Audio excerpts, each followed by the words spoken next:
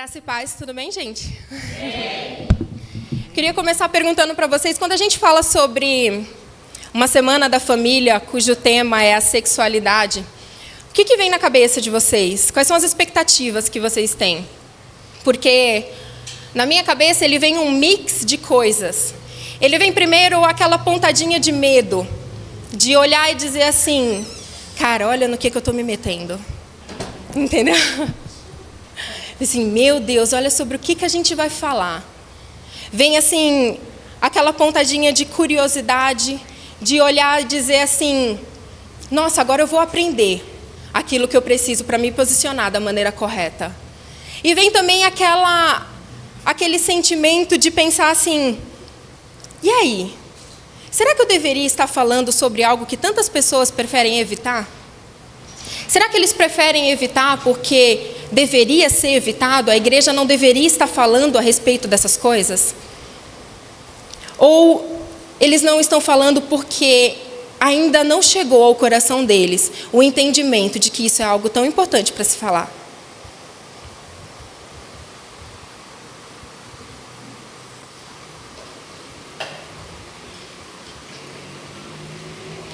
Eu quero encorajar vocês hoje a acreditar, em primeiro lugar, no poder de Deus. Acreditar no poder de Deus e que Ele é suficiente para resolver toda e qualquer situação que possa acontecer aqui. Acreditar que a palavra de Deus ela já estava prevenida sobre qualquer coisa que aconteceu, que acontece, ou que se Jesus não voltar, acontecerá. A palavra de Deus, ela estava garantindo, ela já tem tudo aquilo que a gente precisa para se precaver, ou até mesmo para remediar coisas que estão acontecendo nos dias de hoje.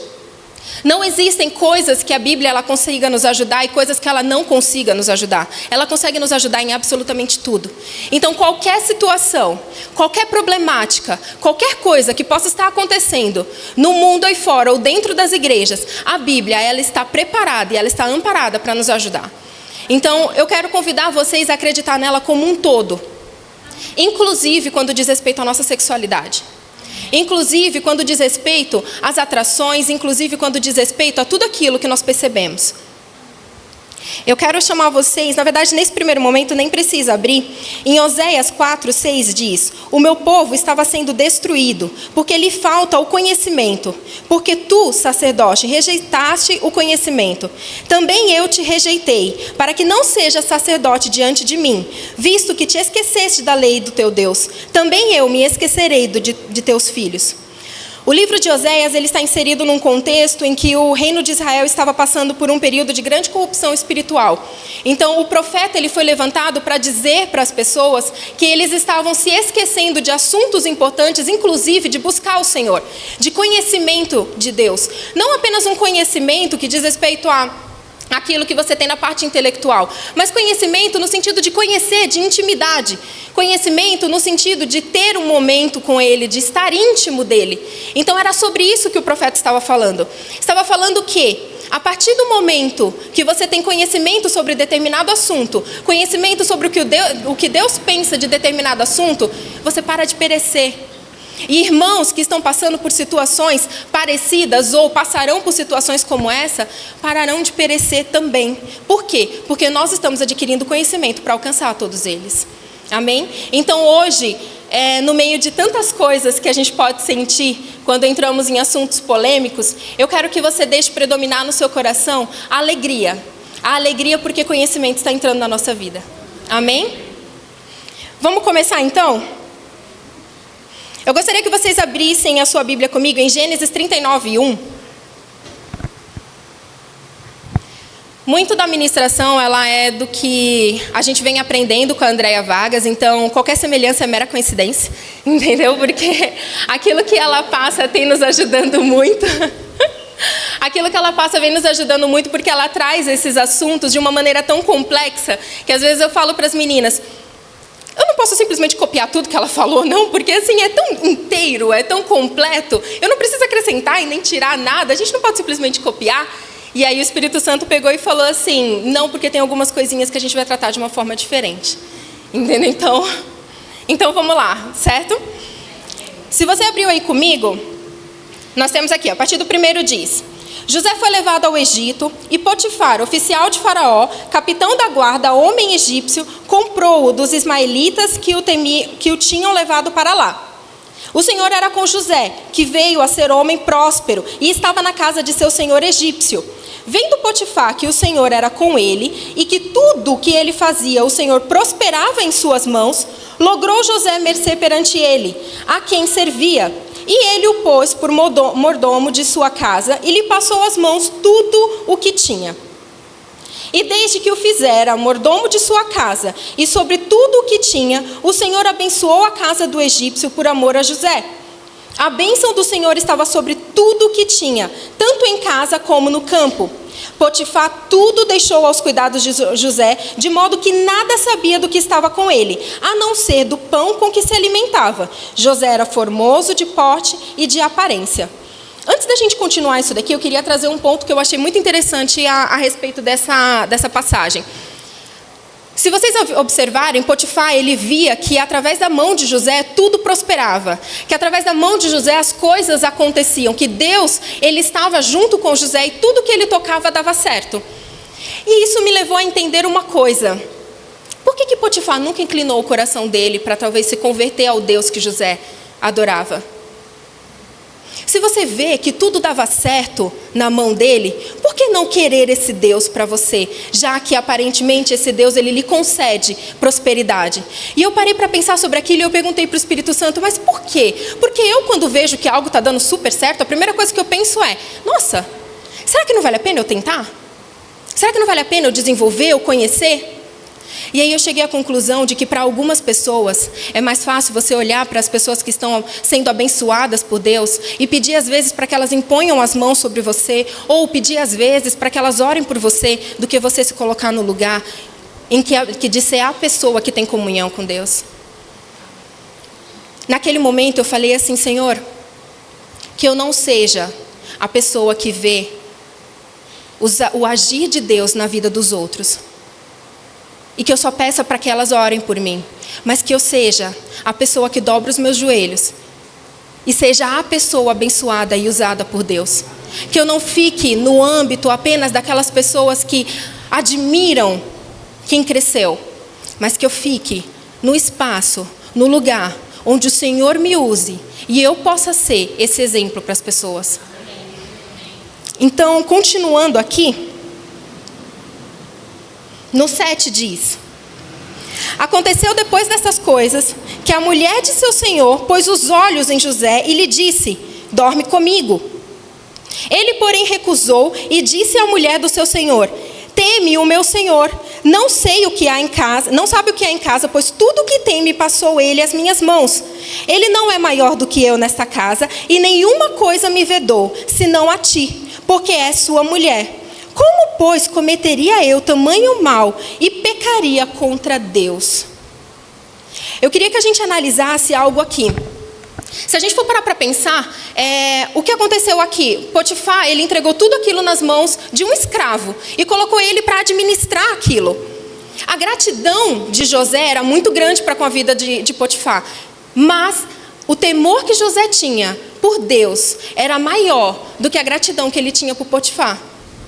Porque aqui, quando ele fala, cometeria eu tamanho mal e pecaria contra Deus, irmãos, eu queria lembrar a vocês que nesse momento, José, ele já não tinha mais a família dele perto dele, ele já tinha sido vendido, ele já tinha sido tirado de perto da parentela, tirado de perto das pessoas que adoravam o mesmo Deus que ele. Em algumas situações, ou em muito menos do que isso, pessoas olham e dizem assim, se Deus permitiu que isso aconteça, eu vou viver a vida do jeito que eu quero. Então ele já tinha passado por diversas situações, mas ainda assim, num lugar onde o pai e a mãe dele não via, num lugar onde as pessoas não sabiam o que ele poderia fazer, ele resolveu ser temente a Deus e continuar naquilo que ele acreditava.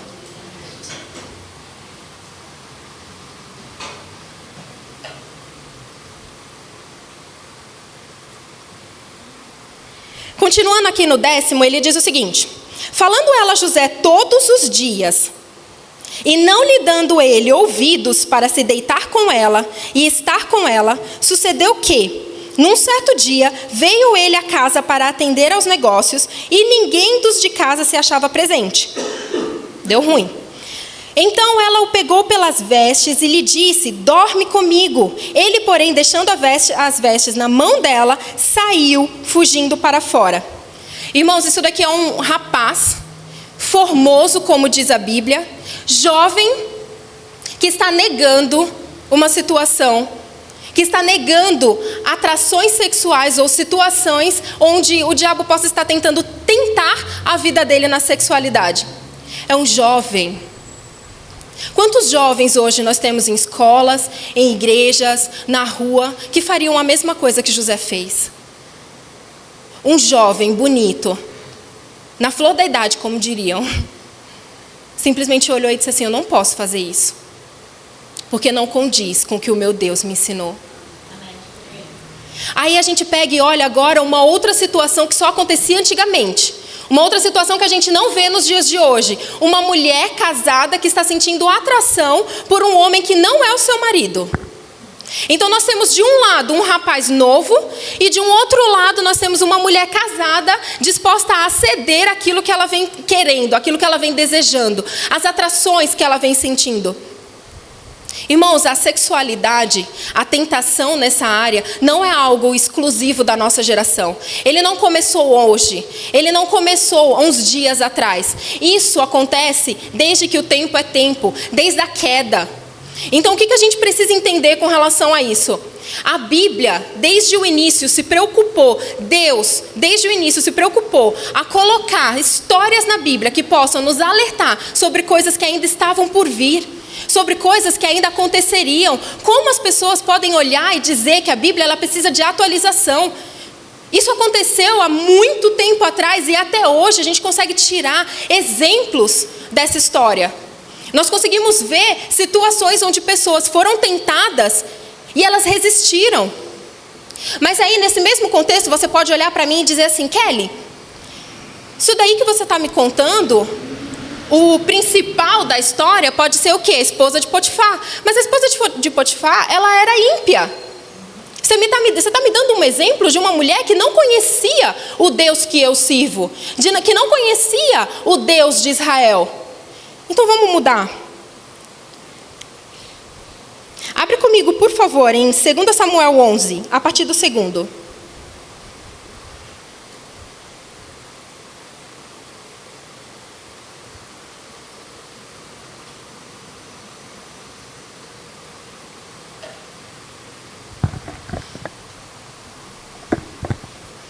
Agora vamos lá. Se um exemplo com um ímpio às vezes não é o suficiente, então vamos melhorar o exemplo? A gente tem aqui: uma tarde levantou-se Davi do seu leito e andava passeando no terraço da casa real. Dali viu uma mulher que estava tomando banho. Ela era muito formosa. Essa é a segunda vez que a palavra formosa aparece para a gente. Eu estou começando a ficar preocupada com ela. Então nós temos aqui: Davi mandou perguntar quem era. Disseram-lhe: é Batseba, filha de Eliã e mulher de Urias e Eteu. Gente, ela veio com nome, sobrenome e cargo, certo? Ela veio aqui, olha, não é simplesmente Batseba. É Batseba, esposa de Urias, mulher de Urias. Não foi como se ele não soubesse que ela era casada. Não foi como se tivessem omitido essa parte. Ele estava com a história, ele estava com a ópera inteira. Amém? Continuando. Então enviou Davi mensageiros que a trouxessem. Ela veio e ele se deitou com ela. Tendo-se ela purificado da sua imundície, voltou para casa. A mulher concebeu e mandou dizer a Davi: estou grávida. Eu não vou dar continuidade porque a gente sabe o que vai acontecer depois. Não é o ponto que eu gostaria de tocar hoje. O que eu quero colocar para vocês é: Davi, ele além de ser um homem temente a Deus, ele era um homem que tinha comunhão, ele era um homem que tinha conhecimento, ele era um homem que já tinha experimentado das maravilhas e milagres que Deus poderia na vida dele, e ainda assim, ele foi tentado, e ainda assim, ele caiu. Vocês estão conseguindo entender aonde a gente está querendo construir? O que a gente está construindo nesse momento? Nós estamos construindo um conceito de que a tentação, a sexualidade, aquilo que pode nos atingir, ele não está voltado apenas para o ímpio ou apenas para o cristão. Não diz respeito, irmão, do fato de você ser crente ou não crente, homem ou mulher, criança ou adulto. Essa é uma situação que pode alcançar, que pode chegar a qualquer um de nós. A questão aqui não é se você é tentado ou não. A questão aqui é o que nós fazemos com as tentações que vêm. Não diz respeito ao fato de Satanás estar ou não colocando esse tipo de coisa na sua vida, no seu caminho. Quantas pessoas a gente não conhece que são como a esposa de Potifar? Mulheres ou homens casados, crentes ou ímpios, cristãos ou ímpios, que são tentados e por vezes dá certo e conseguem não ceder à tentação, mas por vezes dá errado. Se você for parar para pensar na história de José, o que aconteceu ali, depois que a esposa dele fez um escarcéu e chamou o marido, teve a maior confusão, José foi preso.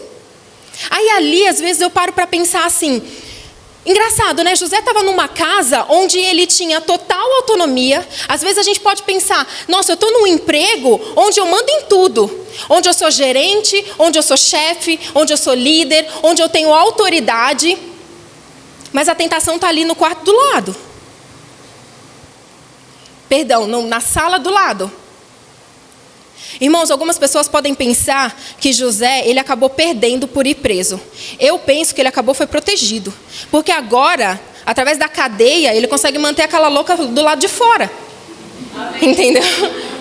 Então assim, através da prisão, ele consegue manter essa mulher do lado de fora. Eu prefiro que ele esteja preso e junto com o Pai, junto com Deus, temente ao Senhor. Inclusive na Bíblia fala que o carcereiro, ele teve favor em vida de José. José passou inclusive a ajudar, entendeu?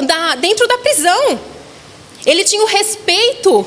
Então assim, o que a gente entende? A partir do momento que você se posiciona como cristão, vai existir favor onde quer que você esteja. Então se você estiver num lugar onde existe tentação ou situações que possam estar levando você a pecar, deixa eu te dizer uma coisa, é melhor ir preso.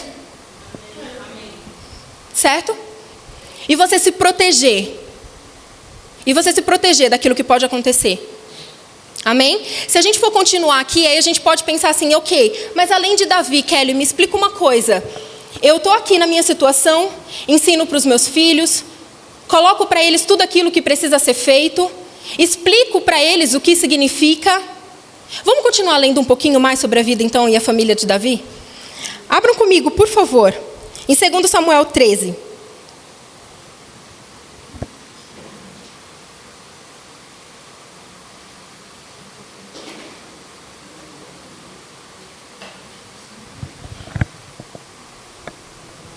Vamos ler Bíblia. Já dizia André Vargas, vamos ler Bíblia. Como é que a gente se posiciona? Pela Bíblia, então vamos ler Bíblia. Amém? 2 Samuel 13, no 1, ele diz o seguinte. Tinha Absalão, filho de Davi, uma irmã muito formosa, formosa de novo, cujo nome era Tamar. Apaixonou-se por ela Aminon, filho de Davi. Angustiou-se Aminon por causa de sua irmã Tamar, a ponto de adoecer, pois ela era virgem e parecia difícil a Aminon fazer-lhe coisa alguma. A situação dentro da casa do crente. Peguei pesado, né? Dentro da casa do crente. Aminon, ele não conheceu a Deus depois de adulto, ele cresceu. Sabe o berço cristão, que a gente fala que o berço já era convertido quando a gente nasceu? Então, ele cresceu num berço cristão, num lar cristão. E ele sentiu desejo, atração por sua meia-irmã, Tamar. A gente não está falando de uma pessoa que não sabe o que estava acontecendo. Ele sentia atração para ela num nível em que ele chegou a adoecer. Você consegue imaginar você estar apaixonado por uma pessoa a ponto daquilo consumir as suas energias? A ponto daquilo te fazer adoecer? Isso é obsessão. Ele estava obcecado pela irmã dele. Uma pessoa dentro de um lar cristão. Vamos continuar? Tinha, porém, Aminon um amigo, cujo nome era Jonadab, filho de Simeia, irmão de Davi. Era Jonadab homem muito astuto. Eu vou pedir a atenção de vocês para a palavra astuta. Por quê? Essa mesma palavra foi empregada na Bíblia numa outra vez. Quando Deus estava falando, na verdade, quando estávamos relatando sobre a serpente no Jardim do Éden. Então, a palavra astuta, utilizada para Jonadab nesse momento, é a mesma palavra que nos referimos à serpente no Jardim do Éden. Amém? E ele disse aqui, ele lhe perguntou, por que tu, filho do rei, emagreces tanto dia para dia? Não me queres dizer? Então lhe disse Aminon, amo a Tamar, irmã de Absalão, meu irmão. Gente, isso daqui tem tanta coisa que mexe no nosso coração quando a gente para analisar. A gente precisa pensar em várias situações. Eu vou colocar a primeira aqui para vocês. A pessoa estava doente dentro de casa, num palácio, onde existiam pessoas entrando e saindo o tempo inteiro. Como que ninguém mais percebeu que o homem estava emagrecendo, que o homem estava doente, que ele não estava se sentindo bem? Irmãos, eu quero que vocês pensem, principalmente para vocês que têm um filho, por exemplo, principalmente para vocês que têm situações de estarem junto com outros jovens, junto com amigos, que digam, as pessoas estão adoecendo no nosso lado, e a única pessoa que percebeu que ele não estava bem foi Jonadab, o astuto, a serpente. Quantas pessoas estão do nosso lado, adoecendo, precisando que você olhe para a cara dela e diga assim, tá tudo bem? Mas a gente não pergunta. Nós que somos filhos de Deus, nós que somos guiados pelo Espírito, a gente não pergunta. E aí sabe o que acontece? Jonadab pergunta. Se você não para conversar com o seu filho, para perguntar se ele está bem. É só uma paixonite de adolescente. Meu filho está apaixonadinho por uma menina, a menina não gostou dele, ele está ali tristinho. Se você não perguntar para o seu filho o que está acontecendo, outras pessoas vão perguntar. E aí eu quero entender qual é o tipo de conselho que essas outras pessoas vão dar para o seu filho, para o seu amigo. Se você vê que a sua amiga está passando por uma situação difícil, você não pergunta para ela se está tudo bem, se você pode aconselhá-la, se vocês podem ler a Bíblia juntos, se vocês podem orar juntas. Pessoas mal intencionadas, astutas, serpentes, vão perguntar para ela. E aí eu quero entender qual o tipo de conselho que essa pessoa vai receber, porque nós não alcançamos ela. Vamos ver o que foi que Jonadab falou para ele.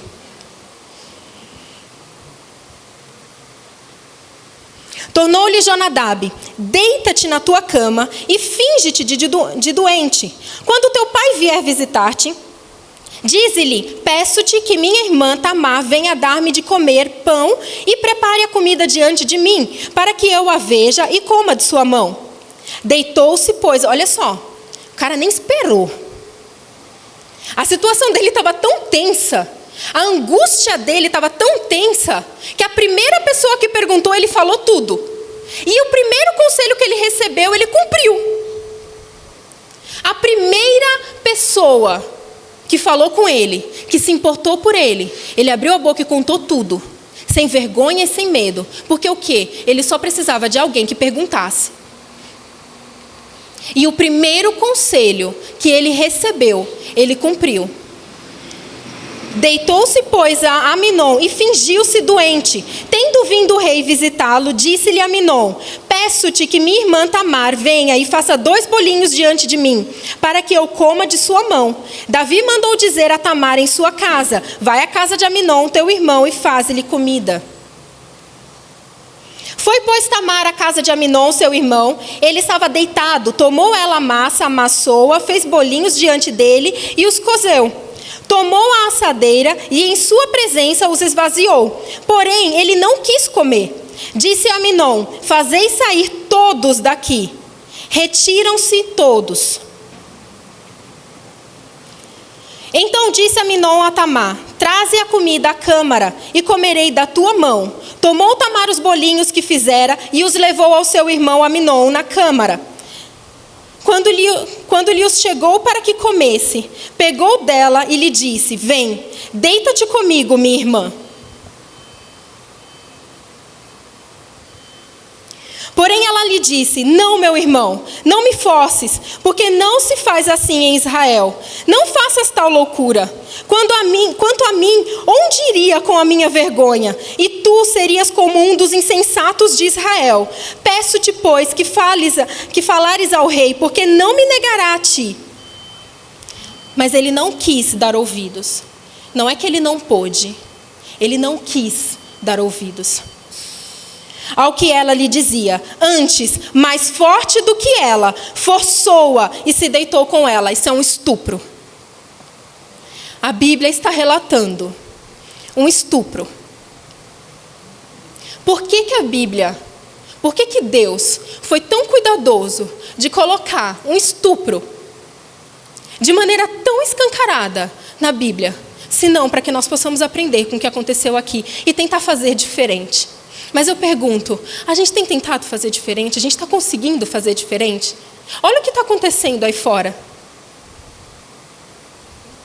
Existem crianças que são sequestradas para atos sexuais, para serem vendidas, por causa de 2 ou 3 minutos de falta de atenção dos pais.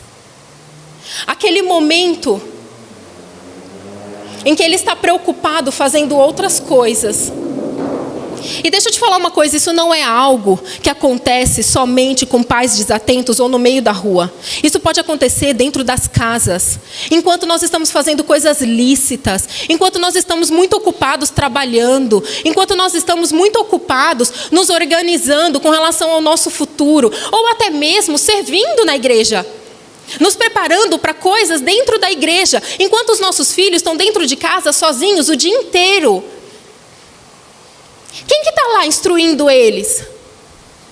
E quando eles saem da escola, que tem tantos amigos dizendo: vamos todo mundo para a sua casa para a gente assistir um filme?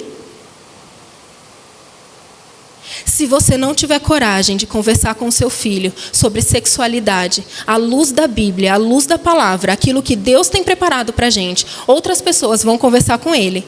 E assim como Tamar, coisas horríveis podem acontecer com ele.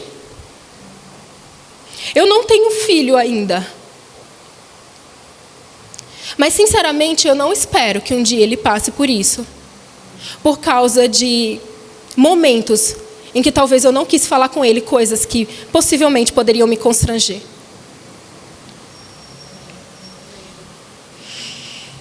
No 15 diz assim: depois Aminon sentiu muito ódio por ela, pois maior era o ódio que sentiu do que o amor que lhe tivera. E disse-lhe Aminon: levanta-te e vai.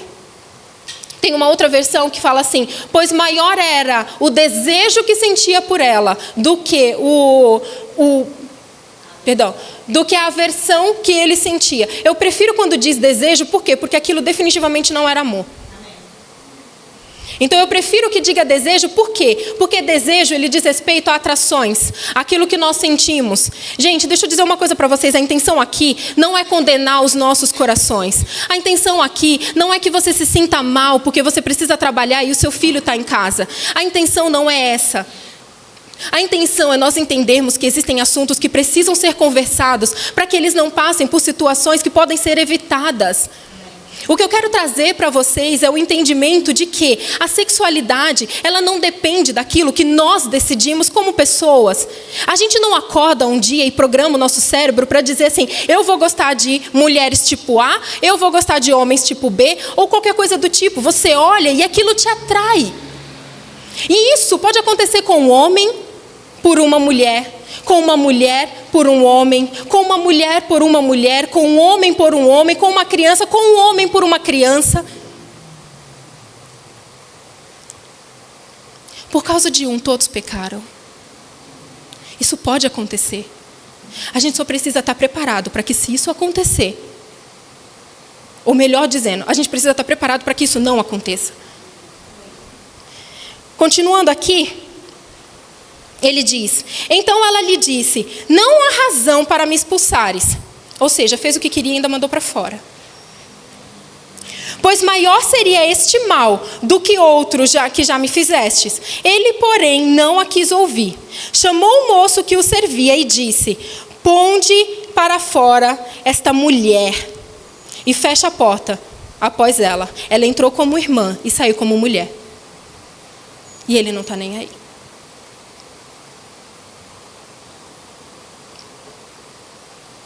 Trajava ela túnica, talar de mangas compridas, porquanto assim se vestiam as filhas do rei, virgens, suas irmãs. O moço a lançou para fora e fechou a porta após ela. Então, Tamar deitou cinza sobre a cabeça, rasgou a túnica talar de mangas compridas, pôs a mão sobre a cabeça e se foi, andando e clamando. Absalão, seu irmão, lhe disse... Antes da gente passar por essa parte, olha o estado que ficou a mente daquela menina. Eu vi uma outra ministração que eu achei extremamente interessante. Ela diz que é o seguinte: toda criança, quando ela nasce, ela tem a sexualidade dela como se estivesse fechada. E a partir do momento que os hormônios começam a crescer dentro da gente, começam a se desenvolver dentro de nós, como é que a gente consegue ver evidências disso? Começa a nascer espinha, a mulher tem a questão da menstruação. Você não vê um bebê de 2 meses ou uma criança de 1 ano de idade cheio de espinhas. Ele não tem hormônio para isso. Amém? Então o que acontece? Depois essa caixa, durante a fase da adolescência, ela se abre. E é a partir daí que você começa a perceber as suas atrações. Por isso que não estava programado, mas eu gostaria de dizer, é por isso que a gente não pode ensinar sexualidade para uma criança de 4 anos de idade dentro da escola, com pessoas que não fazem a menor ideia do que estão falando.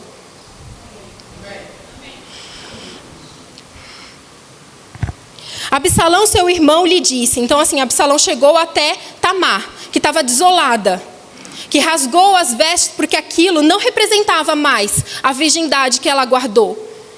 Estava chorando, estava desesperada, porque antes do tempo resolveram abrir a caixa da sexualidade dela. Absalão, seu irmão, lhe disse: esteve Aminon, teu irmão, contigo? Ora, cala-te, minha irmã. Ele é teu irmão. Não consideres isso. E Tamar, desolada, se teve em casa de Absalão, seu irmão. Fica quieta. Não fala nada. Ele é filho do rei.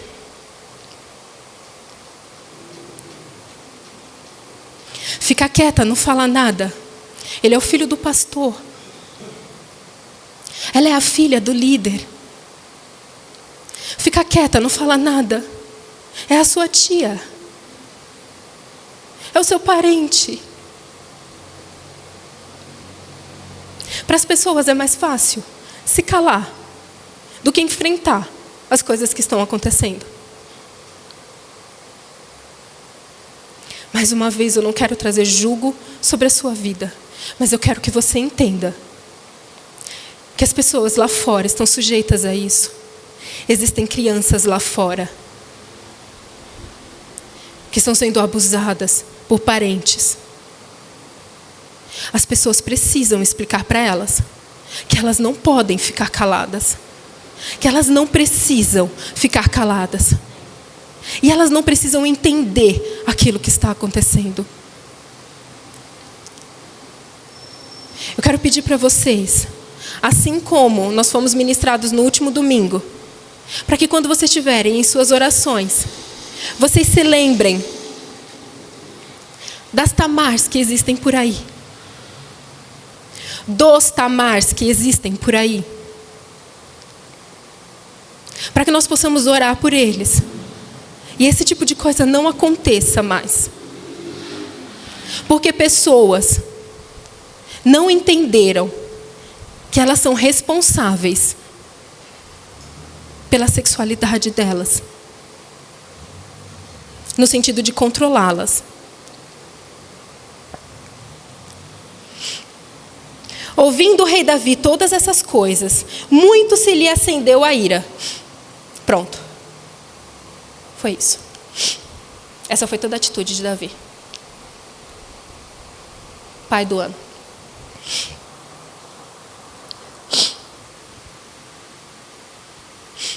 Absalão não falou com Aminon nem mal, nem bem. Porém, Absalão odiou a Aminon por ter forçado Tamar, sua irmã. Passados 2 anos, tendo Absalão tosqueadores em Baal-Hazor, que está junto a Efrã, convidou Absalão todos os seus filhos do rei. A gente já sabe o que acontece. Absalão ele vai matar Aminon, mas isso também não é aquilo que eu gostaria de conversar com vocês hoje. Então, o que eu quero dizer para vocês é: toda uma família entrou numa situação difícil por causa de instruções que nós poderíamos dar e tratar de maneira melhor. Amém? Esses são alguns exemplos que eu trouxe para vocês. Apenas alguns exemplos que eu trouxe para vocês, embora na Bíblia nós tenhamos muitos outros. A gente sabe sobre toda a situação que Salomão passou, nós sabemos a situação de tudo que acontecia em Sodoma e Gomorra, nós sabíamos todas as situações que aconteciam, por exemplo, com Sansão, o que ele perdeu em prol de ter cedido às suas atrações. Então, assim, mais uma vez eu quero trazer para vocês o pensamento, o entendimento de que isso é algo que pode acontecer, só que nós podemos não confrontar, não decidir aquilo que nós nos atraímos, mas ainda podemos decidir o que fazemos com essas atrações. E eu não quero deixar você sair daqui triste, do jeito que vocês estão me olhando, entendeu? Só com história triste, só com coisa ruim, só com momentos de desespero. Amém? Eu quero trazer para vocês também o que a gente pode fazer para corrigir ou para ajudar pessoas que possam estar na situação da Tamar, pessoas que possam estar na situação da esposa de Potifar, pessoas que possam estar na situação de José. Você pode olhar para mim hoje e dizer assim: Kelly, se eu tiver um José perto de mim, o que eu falo para ele?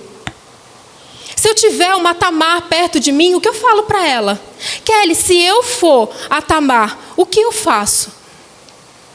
Eu queria pedir para vocês, por gentileza, esse é o último que nós vamos abrir, para vocês abrirem João 4:7. Nós vamos falar um pouquinho sobre a mulher samaritana. Eu vou trazer alegria ao coração de vocês, tá bom? A gente vai terminar isso de uma forma boa, amém?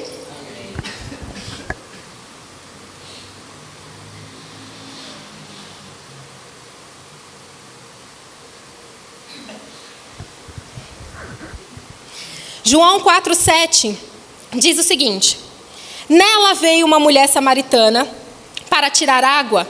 Disse-lhe Jesus: dai-me de beber. Porque seus discípulos haviam ido à cidade a fim de comprar alimento. Então lhe disse a mulher samaritana: como sendo tu judeu, pede de beber a mim, que sou mulher samaritana? Porque os judeus não se dão com os samaritanos.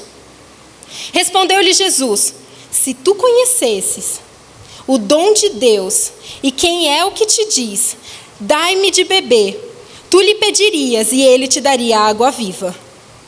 Disse-lhe a mulher: Senhor, tu não tens como tirar água, e o poço é muito profundo. Onde, pois, tens água viva?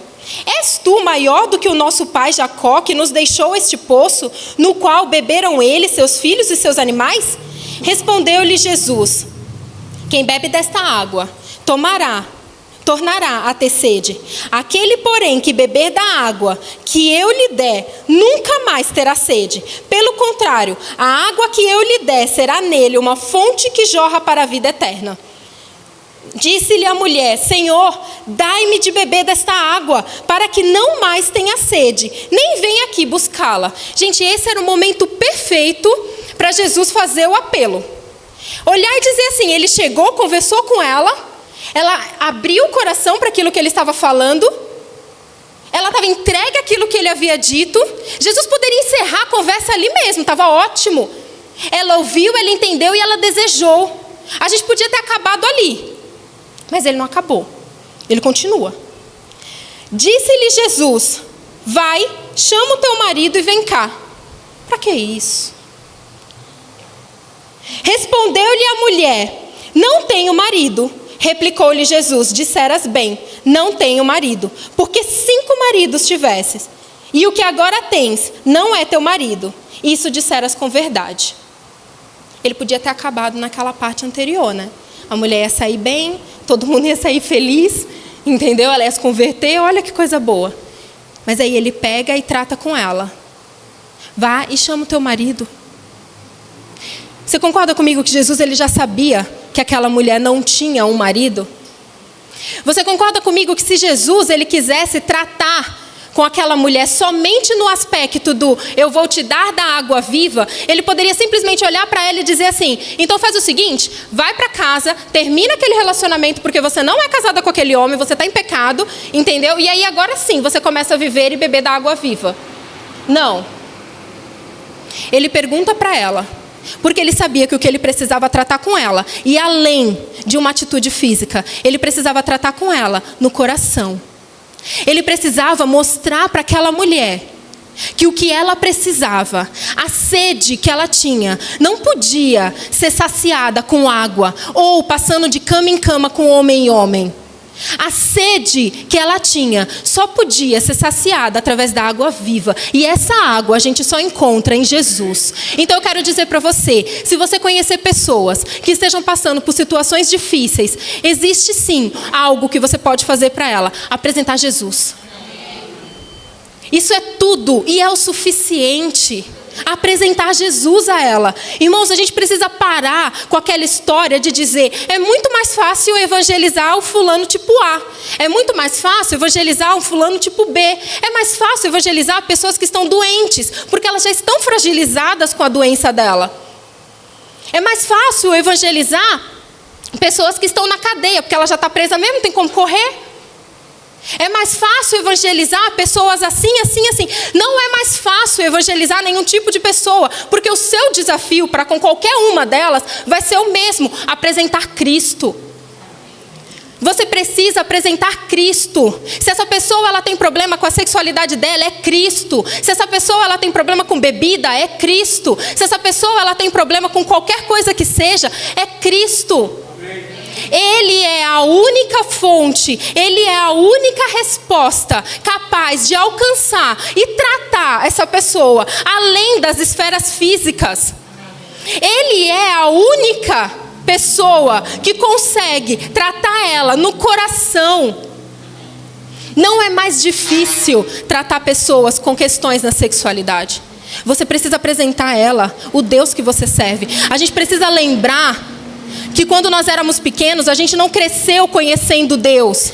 Precisaram apresentar Ele para a gente. E assim vai ser com qualquer outra pessoa, vivendo ela a situação que estiver vivendo. O problema é que nós colocamos Jesus numa situação, numa posição, como se Ele não pudesse ensinar sobre sexualidade. O que o virgem vai me ensinar sobre sexualidade?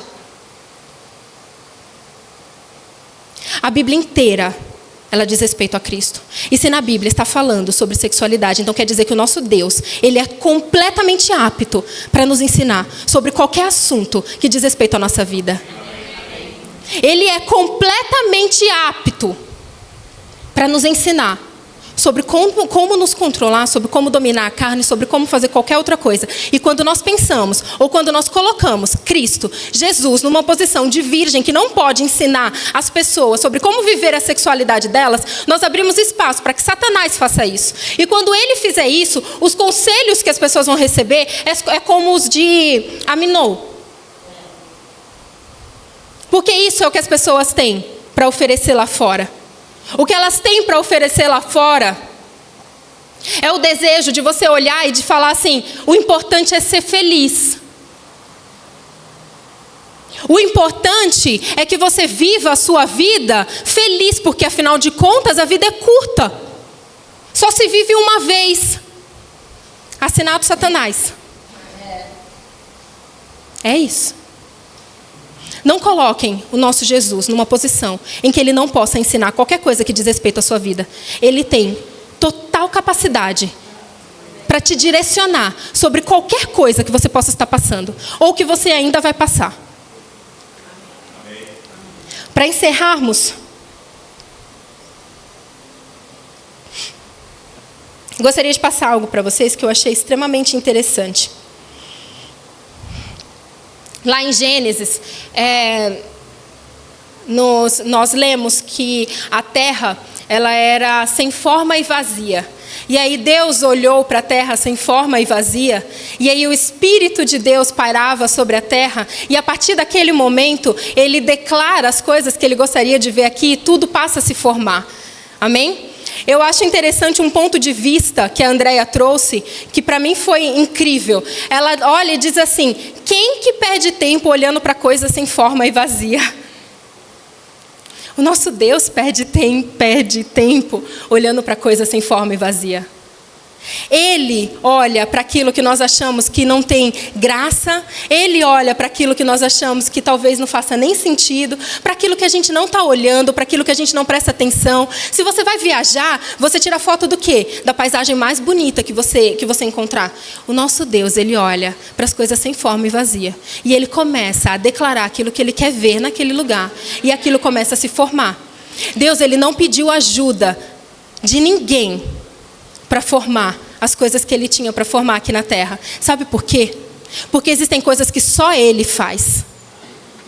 Não adianta inventar moda, não adianta inventar coisas, não adianta tentar preparar tudo que você tiver dentro de você. Existem coisas que só Deus faz. E tudo isso que eu falei desde o início são exemplos dessas coisas. Coisas que só Deus faz. Não tenta pegar uma pessoa que possa estar passando por um momento difícil, querer olhar para ela e dizer o que a ciência tem para dizer para ela. Não tenta mostrar para ela as coisas que estão acontecendo nos hormônios dela. Tem coisas que só Deus faz. Você precisa mostrar para ela o que Jesus tem a dizer a respeito dessas coisas. O Ministério de Música pode subir, por favor?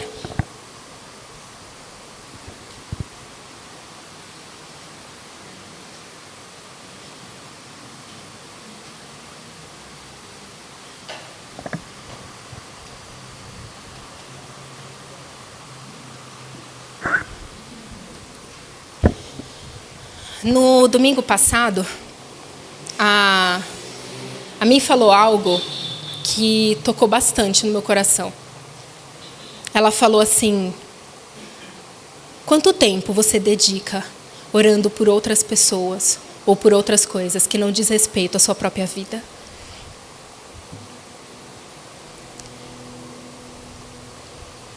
Isso me pegou bastante.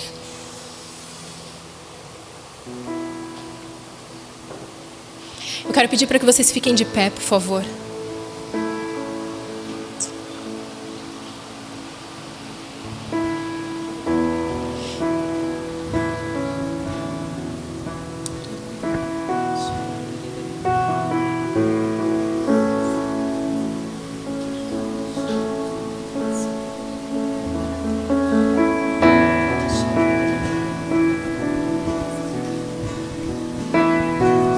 Eu quero pedir para vocês, para que vocês dediquem esse tempo em oração pelas pessoas que estão lá fora.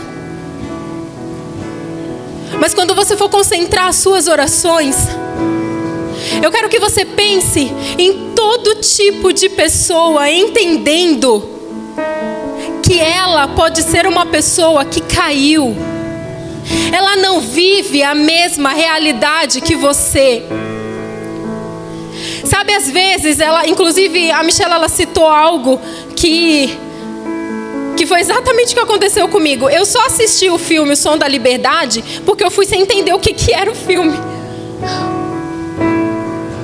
Sabe por quê? Porque o meu discurso era de que eu não tenho estômago para ver aquelas coisas.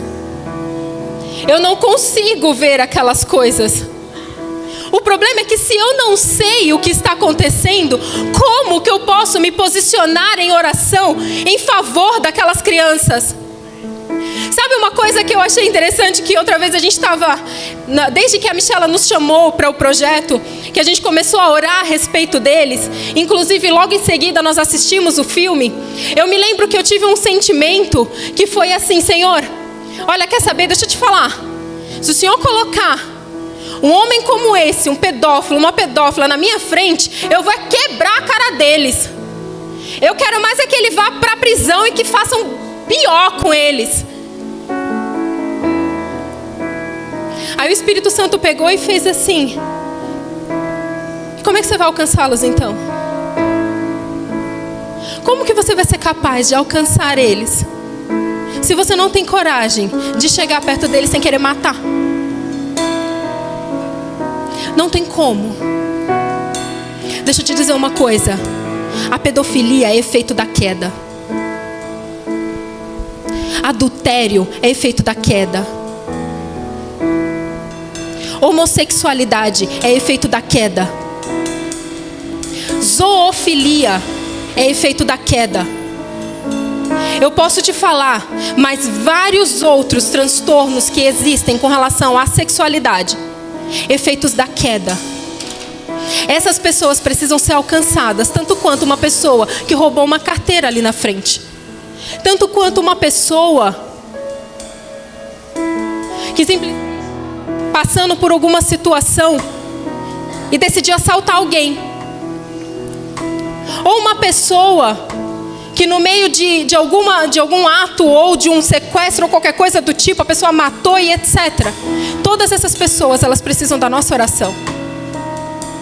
Então eu vou pedir para vocês, para que nós possamos orar por todos aqueles que ainda não entenderam que as coisas que eles estão vivendo na vida deles é efeito da queda, e que eles precisam entender que só existe uma fonte que jorra para a vida eterna e é capaz de redimir o que está acontecendo na vida deles. Só existe um que pode ajudá-los, é Jesus. E eu quero que você me ajude também em oração pelas pessoas que vão alcançar essas vidas, para que nós possamos nos posicionar como crentes, como cristãos, não cristãos que têm medo de encarar qualquer situação ou problemática urbana, mas cristãos que entendem que a partir do momento que eles receberam da parte de Jesus, ele tem obrigação de repassar. É nossa obrigação repassar para qualquer um deles. Pai, obrigada, Senhor Jesus.